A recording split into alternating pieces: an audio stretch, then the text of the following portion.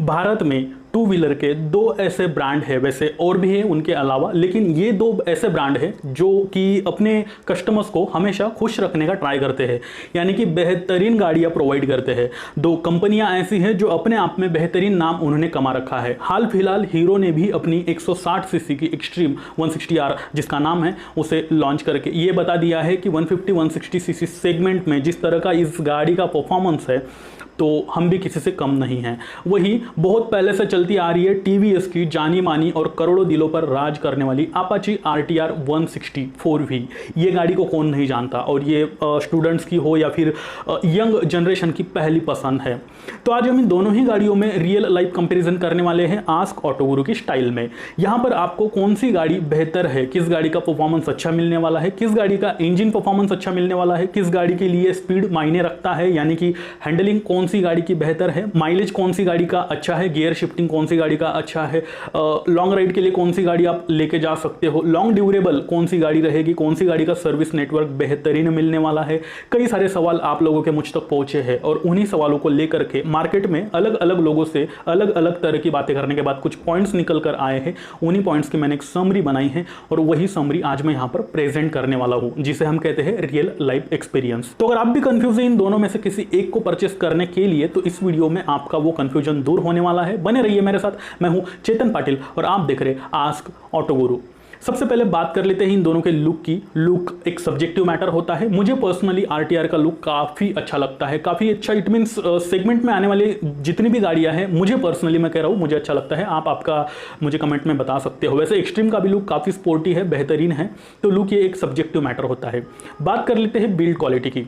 RTR की build quality सबको पता है बेहतरीन है। यहाँ पर किसी भी तरह की कोई कॉम्प्रोमाइज नहीं की गई है। साइड प्लास्टिक जो राइडर बैठता है और उसके जो घुटने मतलब फ्यूल टैंक है एग्जैक्ट थोड़ा सा नीचे, वो वाला प्लास्टिक जो पैनल्स है वो थोड़े से वीक है, अदरवाइज इतने समझ में नहीं आते हैं। उसके अलावा पूरी गाड़ी जो है आपको बेहतरीन मिल रही है। इसमें स्विचेस की क्वालिटी, हैंडल की क्वालिटी, सीट की क्वालिटी, टायर्स की क्वालिटी, ब्रेकिंग, वायर, हेडलाइट, जो आपका रियर लाइट होता है वो, इंडिकेटर्स, एवरीथिंग बेहतरीन क्वालिटी का मिल रहा है। यहां पर टीवीएस ने किसी भी तरह की कोई कॉम्प्रोमाइज नहीं करी है। लेग गार्ड तो इसका काफी ज्यादा मजबूत मिलता है, जिससे कि गाड़ी गिरने पर आपका, आपके पैरों का, आपकी गाड़ी की बॉडी का संरक्षण होता है, जिसे सेफ्टी जो है प्रोवाइड करता है। तो ये एक बेहतरीन चीज RTR में मिलती है।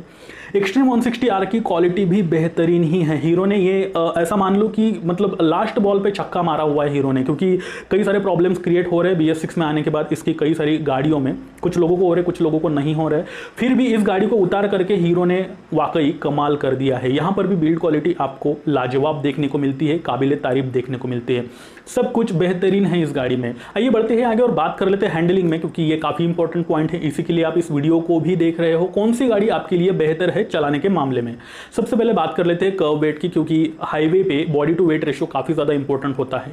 एक्सट्रीम आपको 138 kg की जो है गाड़ी मिल रही है, RTR 149 kg की मिल रही है। RTR का वेट ज्यादा है और इसका प्रभाव हाईवे पर भी दिखता है।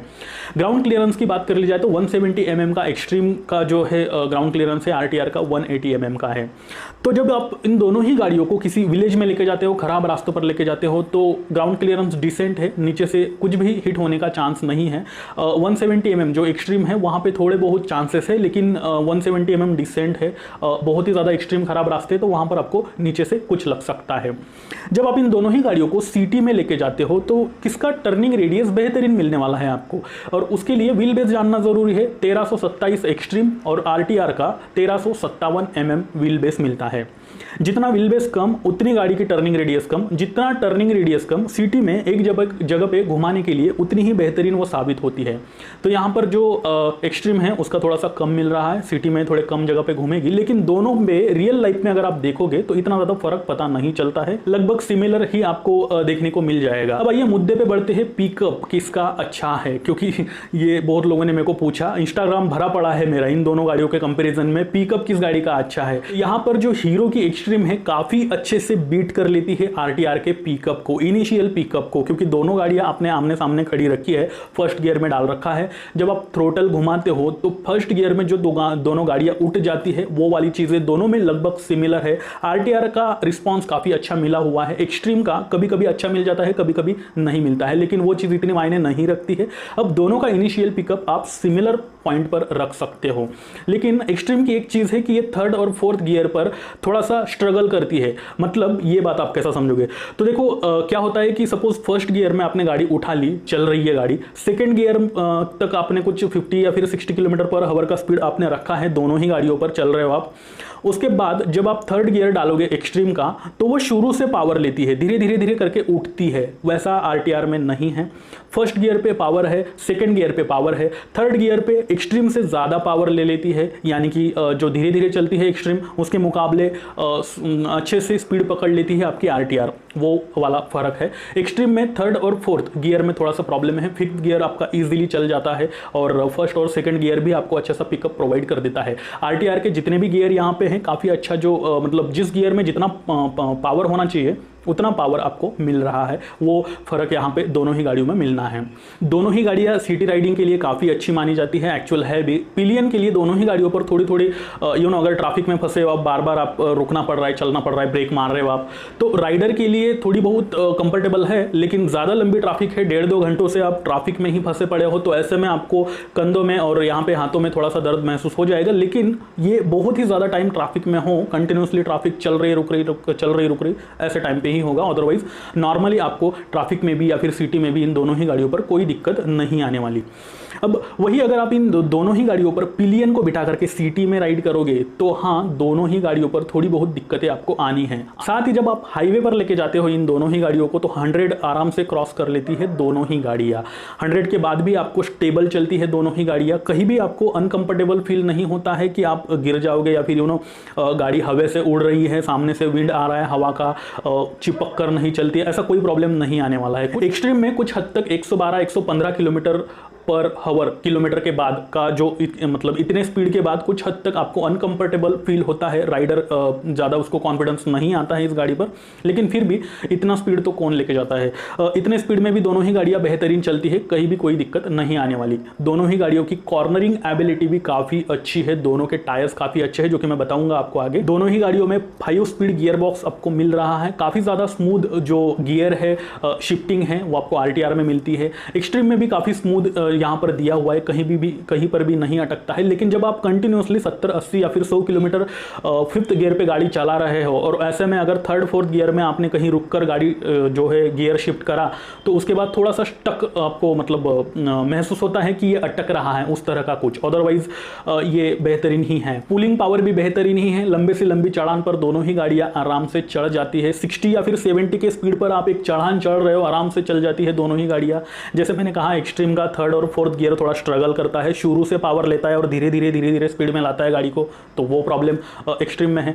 अदरवाइज ऐसा कुछ भी नहीं है, दोनों ही गाड़ियां बेहतरीन चलती है, ये एक प्रॉब्लम को छोड़ करके। दोनों गाड़ियों में ट्यूबलेस टायर्स मिल रहे, रेडियल टायर मिल रहे, नॉर्मल टायर्स से बेहतरीन ही होते हैं ये। एक्सट्रीम के फ्रंट में 100/80 17 इंचेस और रियर में 130/70 17 इंचेस। आरटीआर के फ्रंट में 90/90 और रियर में 130/70 सेक्शन के 17 इंचेस के टायर्स मिल रहे हैं। कुल मिलाकर के दोनों ही गाड़ियों में पीछे और आगे आपको 17 इंचेस के टायर्स मिल रहे हैं, रेडियल टायर मिल रहे हैं और ट्यूबलेस टायर्स मिल रहे हैं। तो ज़्यादा अच्छी ग्रिप किस गाड़ी की है? ज़्यादा अच्छी ग्रिप ऐसा कुछ नहीं है, दोनों के सेम ही है। आपको परफॉर्मेंस, टायर्स का परफॉर्मेंस दोनों को सेम ही मिलने वाला है। वही इंजन की अगर बात कर ली जाए, इन दोनों के दिलों की अगर बात कर ली जाए, तो यहाँ पे एक्सट्रीम में आपको 163 CC air cooled 4 stroke 2 valve single cylinder OHC BS6 engine मिल रहा है, FI के साथ मिल रहा है। किक एंड सेल्फ स्टार्ट का ऑप्शन आपको इस गाड़ी में मिल रहा है। जो इसका इंजन है वो मैक्सिमम पावर 15.2 PS की जनरेट करता है और मैक्सिमम टॉर्क 14 Nm का जनरेट करता है। और अगर इस इंजन के स्मूथनेस की बात करूं तो लाजवाब है भाई, मैं काफ़ी इंप्रेस हूँ इस इंजन के स्मूथनेस से, क्योंकि हीरो की आपको पता ही होगा, हीरो 110, 125 या फिर 100 सीसी सेगमेंट की जो भी गाड़ियाँ बनाता है बेहतरीन बनाता है, आज भी वो किंग है। लेकिन हाई एंड सेगमेंट की जो गाड़ियां होती है हीरो की, वो इतनी ज्यादा सक्सेस नहीं होती है। इस गाड़ी के साथ भी अब तो वक्त ही बता पाएगा कि ये किस हद तक सक्सेस होती है, किस हद तक मार्केट का रिकॉर्ड तोड़ पाती है। लेकिन जितने भी इससे पहले हाई एंड सेगमेंट की गाड़ियां थी हीरो की, वो तो चलो ठीक ठाक थी, उनका परफॉर्मेंस सबको पता ही है। लेकिन उनसे हट करके ये गाड़ी बनाई गई है और इसका रिफाइंड इंजन है, वाइब्रेशन बिल्कुल भी नहीं है इंजन में, साउंड भी इसका बेहतरीन है, आपको किसी भी तरह का इंजन नॉइस नहीं आता है, एग्जॉस्ट साउंड काफ़ी अच्छा है इसका। अब आरटीआर के दिल की बात कर ली जाए, इंजन की बात कर ली जाए तो 159.7 सीसी। हाँ, अब यहाँ पे फर्क पड़ता है, 163 सीसी आपको एक्सट्रीम में मिल रहा है, आरटीआर में 159.7 सीसी मिल रहा है। ऑयल कूल्ड 4 वॉल है, वो 2 वॉल था। 4 stroke single cylinder BS6 engine मिल रहा है जो कि FI के साथ मिलता है। यहाँ पर आपको सिर्फ सेल्फ स्टार्ट ऑप्शन मिलता है और इसकी मैक्सिमम पावर 16.2 PS ये जनरेट करता है, मैक्सिमम टॉर्क 14.12 Nm जनरेट करता है। अब 159.7 सीसी का इंजन होकर भी आपको ज़्यादा पावर और ज़्यादा टॉर्क मिलती है एक्सट्रीम के इंजन के मुकाबले। तो ये एक फ़र्क है कि हाईवे पर ये गाड़ी कहीं पर भी आपको पावर लैक महसूस नहीं होती है, स्ट्रगल कर रही है, खींच रही है, इस तरह का किसी भी तरह का प्रॉब्लम नहीं आता है आपको आरटीआर में। तो वो है। अब आरटीआर का इंजन सबको पता है, ये भी ज़्यादा स्मूथ इंजन ही है, यहाँ पर भी किसी भी तरह के वाइब्रेशंस नहीं हैं।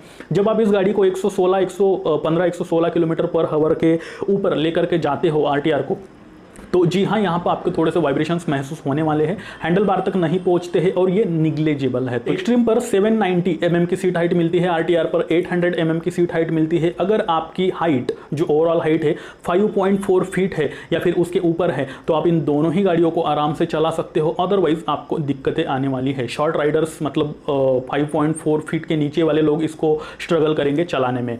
इन दोनों ही गाड़ियों की सीटिंग काफ़ी अच्छी है, कुशनिंग काफ़ी अच्छी है, बेहतरीन ही मिल रही है आपको। उसके बाद राइडर तो ठीक है, लेकिन पिलियन दोनों ही गाड़ियों पर थोड़ा स्ट्रगल करता है।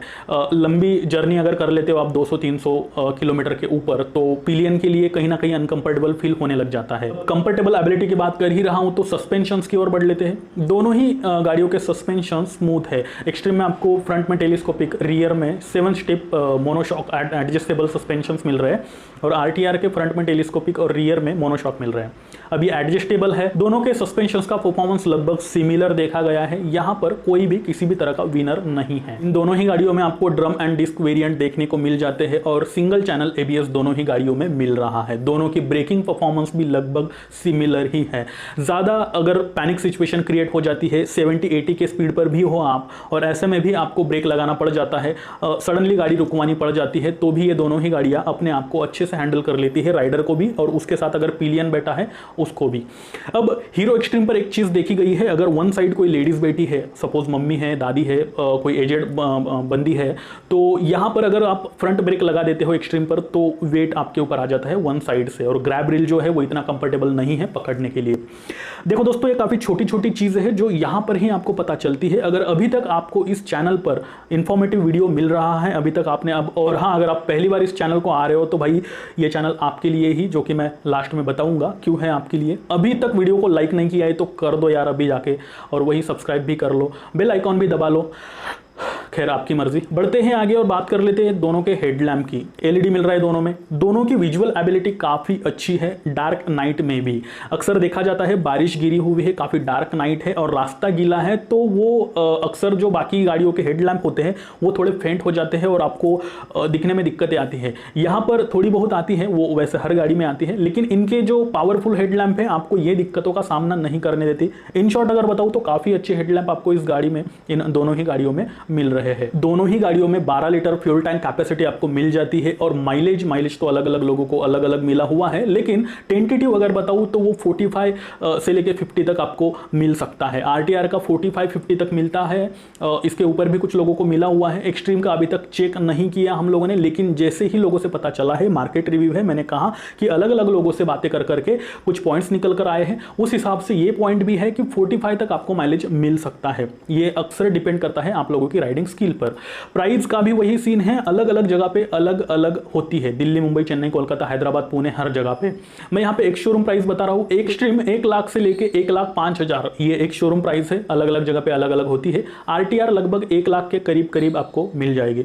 आप आपके नजदीकी शोरूम पर जाकर, दोनों के ही शोरूम पर जाकर इनकी ऑन रोड एग्जैक्ट प्राइस कितनी है आपके सिटी में वो पूछ सकते हो। जो टेंटेटिव एक शोरूम प्राइस थी मैंने बता दी। अब अगर आपने पक्का मन बना लिया है इन दोनों में से किसी भी गाड़ी को खरीदने का, दोनों में से किसी एक को, तो सबसे पहले यह जानना जरूरी है कि कौन सी गाड़ी का सर्विस नेटवर्क, यानी कि किस कंपनी का सर्विस नेटवर्क स्ट्रांग है, क्योंकि कुछ दिनों बाद कुछ ना कुछ पार्ट्स आपको चेंज करना पड़ेगा। तो किस गाड़ी की, किस कंपनी की पार्ट अवेलेबिलिटी भी अच्छी है, एक्सट्रीम मार्केट में अभी अभी आई है। रूरल एरिया में इतना जल्दी इसका कोई पार्ट नहीं मिलने वाला, शायद फ्यूचर में 8-10 महीने या फिर 1-1.5 साल बाद हर जगह पे अवेलेबल हो जाए। लेकिन आज की तारीख में बोलूँ तो जी हाँ, यहाँ पे आपको पार्ट अवेलेबिलिटी जो है वो कहीं ना कहीं कम मिलने वाली है। सिटी में रह रहे हो तो मिल जाएगा।